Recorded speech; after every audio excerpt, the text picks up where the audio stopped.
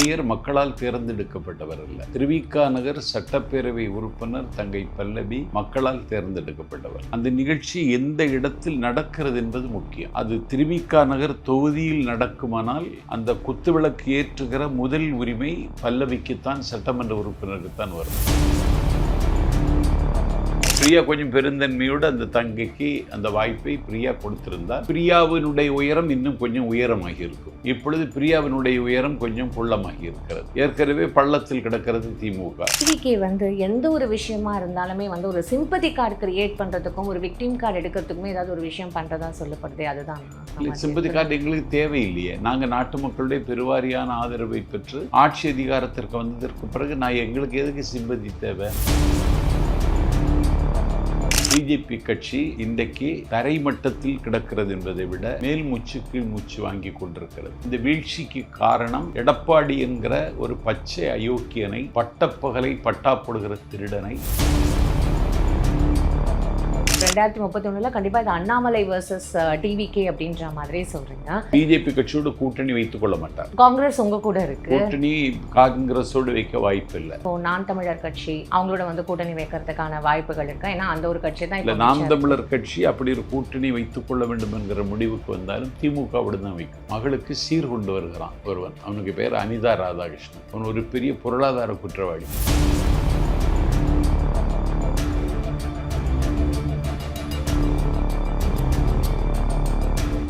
அனைவருக்கும் வணக்கம். இன்னைக்கு நம்மளோட தமிழக வெற்றி கழகத்தின் கேம்பெயின் செக்ரட்டரி நாஞ்சில் சம்பத் ஐயா தான் இணைஞ்சிருக்கார். அவர்கிட்ட நிறைய விஷயங்கள் கேட்டு தெரிஞ்சுக்க போகிறோம். நிகழ்ச்சிக்கு போகலாம். ஐயா வணக்கம். எப்படி இருக்கீங்க?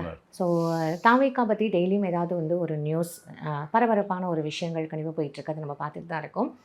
இப்போ என்ன அப்படின்னா, அந்த ப்ரோட்டோகால் பிரியா அப்படின்ற மாதிரியான ஒரு ட்ரோல் மெட்டீரியலாகவே மேயர் பிரியா ஆகிட்டா மாதிரியும் அவங்களுக்கு அகெயின்ஸ்டாக நிறைய விஷயங்கள் இங்கே போஸ்ட் பண்ணப்படுது அப்படின்னு சொல்லப்படுது. பட் ஆக்சுவலி என்னென்னா, உங்கள் ப்ரோட்டோகால் தான் நான் ஃபாலோ பண்ணேன். ஃபஸ்ட்டு இவங்க தான் மெழுகுவத்தி ஏற்றணும், அதுக்கப்புறம் இந்த ஒரு ப்ரோட்டோகால் இருக்குது, அப்புறம் மேயர், அதுக்கப்புறம் தான் எம்எல்ஏ அப்படின்ற மாதிரி சொல்லப்படுது. உங்களோட அனுபவத்தில் மேயர் தான் மாநகரத்தினுடைய முதல் குடிமகள், அதில் மாற்று கருத்து இல்லை. ஆனால் நிகழ்ச்சி நடந்த இடம் திருவிக நகர் தொகுதி. மேயர் மக்களால் தேர்ந்தெடுக்கப்பட்டவர் அல்ல, மாநகராட்சி மன்றத்தினுடைய உறுப்பினர்களால் தேர்ந்தெடுக்கப்பட்டவர். திருவிக நகர் சட்டப்பேரவை உறுப்பினர் தங்கை பல்லவி மக்களால் தேர்ந்தெடுக்கப்பட்டவர். அந்த நிகழ்ச்சி எந்த இடத்தில் நடக்கிறது என்பது முக்கியம். அது திருவிக நகர் தொகுதியில் நடக்குமானால் அந்த குத்துவிளக்கு ஏற்றுகிற முதல் உரிமை பல்லவிக்குத்தான், சட்டமன்ற உறுப்பினருக்குத்தான் வரும். ஒவ்வொரு பிளேஸுக்கு ப்ரோட்டோகால் மாறும். ஆமாம் மாறும். அதனால் இந்த நிகழ்ச்சி நடந்தது திருவிக நகர் தொகுதி. அதனால் தனக்கு முன்னுரிமை வழங்கப்படவில்லை என்கிற குறையும் கவலையும் பல்லவிக்கு இருக்குமானால் அது நியாயமானது. இன்னும் 6 மாதம் கூட மேயராக நீடிக்க முடியாத நிலையில் இருக்கிற பிரியா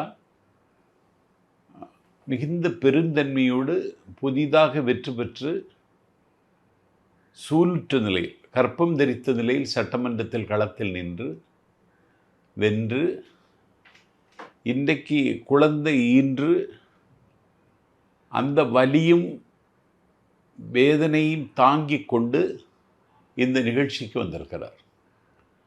குழந்தை பெற்ற நிலையில் அவர் வரமாட்டார் என்று மேயர் பிரியா கருதியிருக்கிறார். ஆனால் குழந்தை பெற்ற சூழலிலும் பச்சிளங்குழந்தையை யாரிடத்திலோ ஒப்படைத்துவிட்டு தனக்கென்று விதிக்கப்பட்ட கடமையை செய்ய வேண்டும் என்கிற பொறுப்புணர்ச்சியோடு அந்த நிகழ்ச்சிக்கு பல்லவி வந்திருக்கிறார். டிவிக்கு ஏதாவது ஒரு சிம்பத்தி கார்டு, ஏதாவது ஒரு விக்டிம் கார்டு எப்போதுமே எடுத்துக்கிட்டே இருக்காங்க. நாங்கள் குழந்தைய தூக்கிட்டு வந்திருக்கோன்ற ஒரு விஷயங்கள்லாம் நீங்கள் சொல்கிற மாதிரி அப்படிலாம் சொல்ல. அதனால் பிரியா கொஞ்சம் பெருந்தன்மையோடு நடந்திருக்கலாம். நான் பிரியாவை குற்றம் கூட சாட்டலை. பிரியா கொஞ்சம் பெருந்தன்மையோடு அந்த தங்கைக்கு அந்த வாய்ப்பை பிரியா கொடுத்திருந்தால் பிரியாவினுடைய உயரம் இன்னும் கொஞ்சம் உயரமாகி இருக்கும். இப்பொழுது பிரியாவினுடைய உயரம் கொஞ்சம் குள்ளமாகி இருக்கிறது. ஏற்கனவே பள்ளத்தில் கிடக்கிறது திமுக. பிரியா கொஞ்சம் பெருந்தன்மையோடு நடந்திருக்கலாம் என்பது என் கருத்து. நான் பிரியாவை குறை காண விரும்பவில்லை. இப்போ டிவிக்கே வந்து எந்த ஒரு விஷயமா இருந்தாலுமே வந்து ஒரு சிம்பதி கார்டு கிரியேட் பண்ணுறதுக்கும் ஒரு விக்டிம் கார்டு எடுக்கிறதுக்குமே ஏதாவது ஒரு விஷயம் பண்ணுறதா சொல்லப்படுது, அதுதானா? எதை வச்சு? இப்போ இந்த குழந்தைய வச்சுட்ருக்கேன், நாங்கள் தான் இந்த குழந்தைய தூக்கிட்டு வந்துட்டுருக்கோம், நான் இப்போ தான் வந்து டெலிவரி பண்ணியிருக்கேன் அப்படின்னு ஆமாம். வந்து சொல்கிறத ஒரு விஷயமெல்லாம் வந்து ஒரு சிம்பதி கார்டு மாதிரி எடுக்கிற இல்லை, மாதிரி சிம்பதி இருக்குல்ல. கார்டு எங்களுக்கு தேவையில்லையே. நாங்கள் நாட்டு மக்களுடைய பெருவாரியான ஆதரவை பெற்று ஆட்சி அதிகாரத்திற்கு வந்ததற்கு பிறகு நான் எங்களுக்கு எதுக்கு சிம்பதி தேவை? தேவையில்லையே எங்களுக்கு. அடுத்ததா அண்ணாமலை அவர் வந்து இன்னைக்கு கட்சி, அதாவது இயக்கமாக ஃபஸ்ட்டு வந்து இது ஆரம்பிக்கப்பட்டது. அதுக்கப்புறம் மக்கள் எல்லாரையுமே வந்து ஒரு சேர்த்து கட்சியாக நாங்கள் பண்ணிடுவோம். 2031 டெஃபினட்டாக நான் வந்து இது ஒரு பெரிய ஒரு கட்சியாக நாங்கள் வந்து களத்தில் வந்து இறங்குவோம். முக்கியமாக வந்து ரஜினி அவர்கள் வந்து இதுக்கு சப்போர்ட் பண்ணுற மாதிரி பேக் அண்ட் சப்போர்ட் கொடுக்குற இருக்கிறார். மாதிரி இருக்குது. இது நீங்கள் எப்படி பார்க்குறீங்க? அண்ணாமலையினுடைய இந்த முயற்சிக்கு என்னுடைய முத்தங்கள். அவர் வெல்ல வேண்டும் என்று என்னுடைய வாழ்த்துக்கள். ஒரு ஐபிஎஸ் அதிகாரியாக பெங்களூரில் மாநகராட்சி கமிஷனராக, லக்னோவில் பட்டம் பெற்றவராக, டெல்லியில் பயிற்சி பெற்றவராக, ஹைதராபாத்திலும் பயிற்சி பெற்றவராக, ஏறக்குறைய இந்தியாவினுடைய முக்கியமான இடங்களில் பணியாற்றி, இல்லாவிட்டால் பயிற்சி பெற்று கடந்து தமிழ்நாட்டினுடைய பிஜேபி தலைவராக முடிசூட்டப்பட்டார். அவர் முடிசூட்டப்பட்டு அவர் பிஜேபியின் மாநில தலைவர் என்ற அந்த ஆசனத்தில் அமருகிற பொழுது தமிழ்நாட்டில் பரபரப்புக்கு பஞ்சமில்லாமல் பார்த்து கொண்டார். தினசரி ஒரு பரபரப்பை பற்ற வைத்து விடுவார். அதிகாரத்தில் இருந்த திமுகவுக்கு உறக்கம் வராமல் பார்த்து கொண்டார். எல்லாவற்றையும் அறிந்து கொள்ளுகிற அந்த மதி நுட்பமும், இந்த நுணுக்கரிய நுண்ணுணர்வும், எந்த கேள்வியை எப்போது கேட்க வேண்டும் என்ற தெளிவும், எப்போது எதிரியை திகைக்க வேண்டும் என்கிற அரசியல் ஞானம் நிரம்ப பெற்றவர் நண்பர் அண்ணாமலை. அவருடைய அதிரடி அரசியல் நடவடிக்கைகளில் எனக்கு உடன்படாவிட்டாலும் பிஜேபி கட்சி அவர் காலத்தில் தமிழ்நாட்டில் உயிரோடு இருந்தது. அவர் அந்த பதவியை துறந்த பிறகு பிஜேபி கட்சி தன்னுடைய வலிமையை மெல்ல மெல்ல இழந்தது. தேசிய மகளிரணி செயலாளர் சகோதரி வானதி சீனிவாசன் கோவை வடக்கில் தோற்றார். ஏற்கனவே சட்டப்பேரவை உறுப்பினராக இருந்த சரஸ்வதி, டாக்டர் சரஸ்வதி, அவருடைய மருமகள் மொடக்குறிச்சியில் தோற்றார். இப்போது நாகர்கோவிலில் நீண்ட இடைவெளிக்கு பிறகு பிஜேபி வெற்றி பெற்ற நாகர்கோவிலில் காந்தி தோற்றார். அந்த கட்சியினுடைய மாநில தலைவர் நயினார் நாகேந்திரன் சாத்தூரில் தோற்றார். பிஜேபி கட்சி இன்றைக்கு தரை மட்டத்தில் கிடக்கிறது என்பதை விட மேல் மூச்சு கீழ் மூச்சு வாங்கி கொண்டிருக்கிறது. இந்த வீழ்ச்சிக்கு காரணம் அண்ணாமலையை தேசிய தலைமை அந்நியப்படுத்தியது தான், அவருக்குரிய அங்கீகாரத்தை வழங்காதது தான். தமிழ்நாட்டினுடைய தட்பவெப்பத்தை உணர்ந்து அவர் எடுத்த முடிவுகளுக்கு உள்துறை அமைச்சராக இருக்கிற அமித்ஷா ஒப்புதல் தரவில்லை.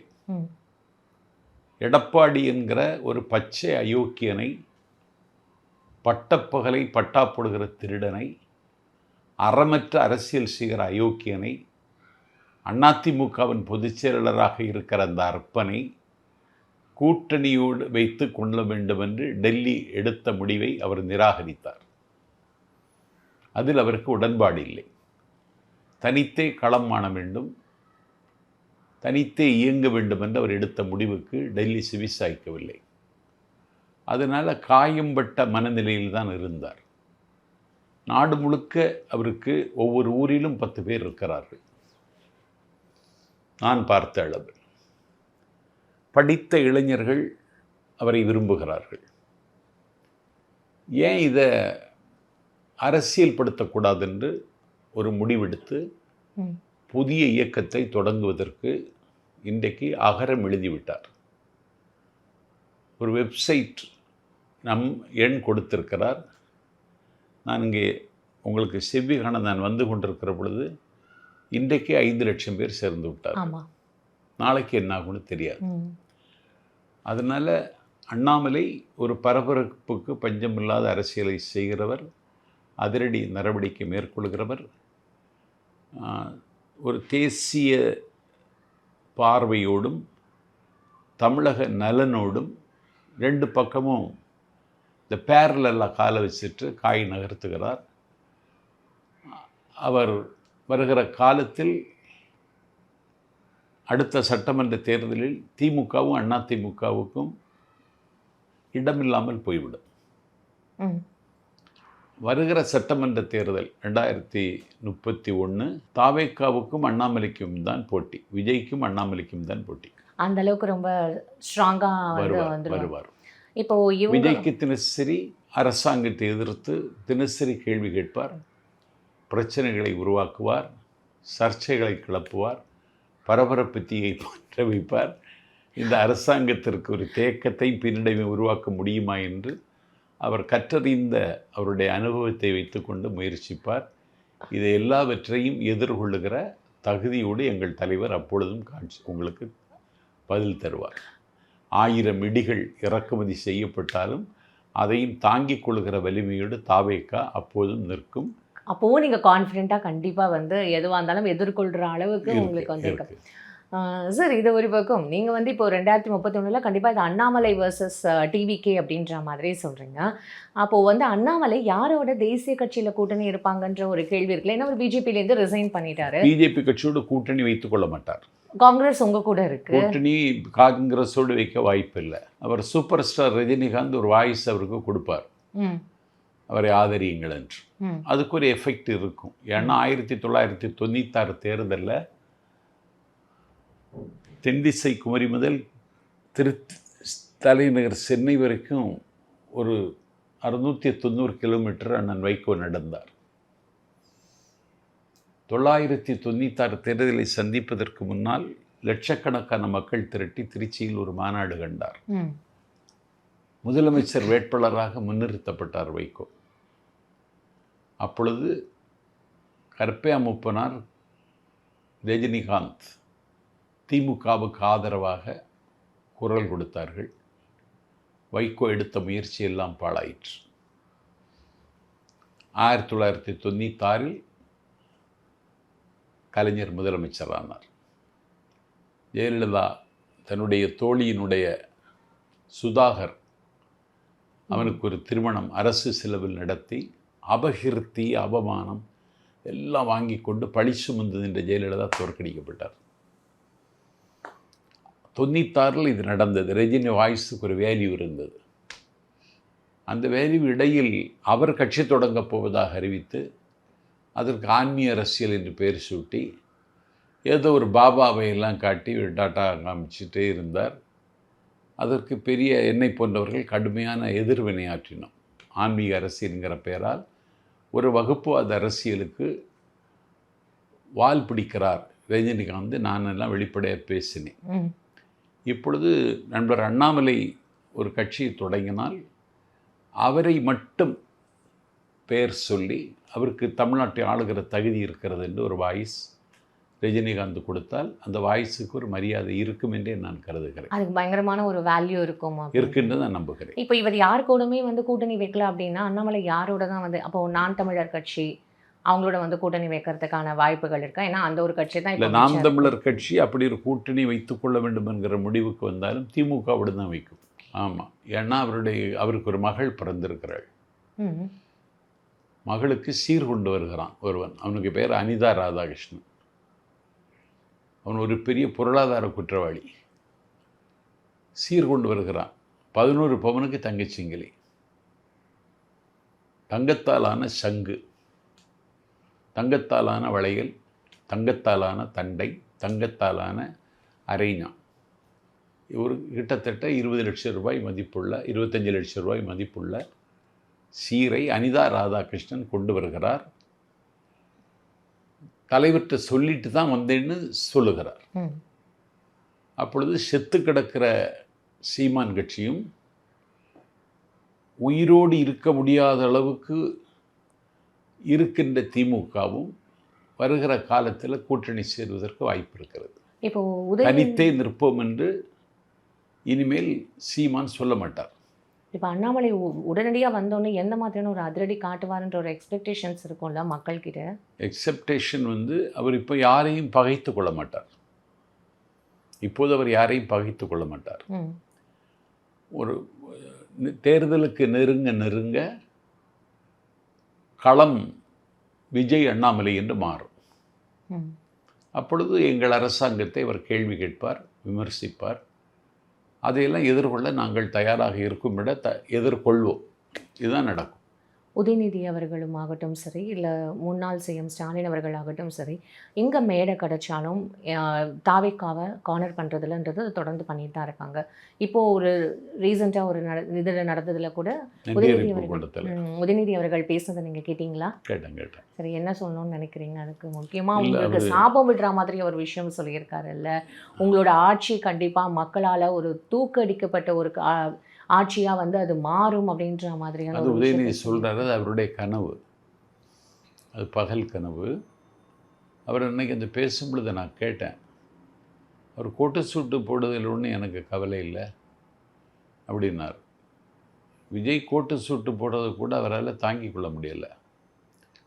அவர் ஒரு டிஷர்ட்டு போட்டுட்டு தான் மேடையில் காட்சி தருகிறார். விஜய் கோட்டு சூட்டு போட்டுட்டு வர்றார், அதை அவரால் தாங்கிக்க முடியல. ஏன்னா உதயநிதி கோட்டு சூட்டு போட்டால் அது பார்க்க அழகாக இருக்காது. எங்கள் தலைவர் கோட்டு சூட்டு போட்டால் ஒரு ஜென்டில்மேன் மாதிரி வர்றார் கோட்டைக்கு.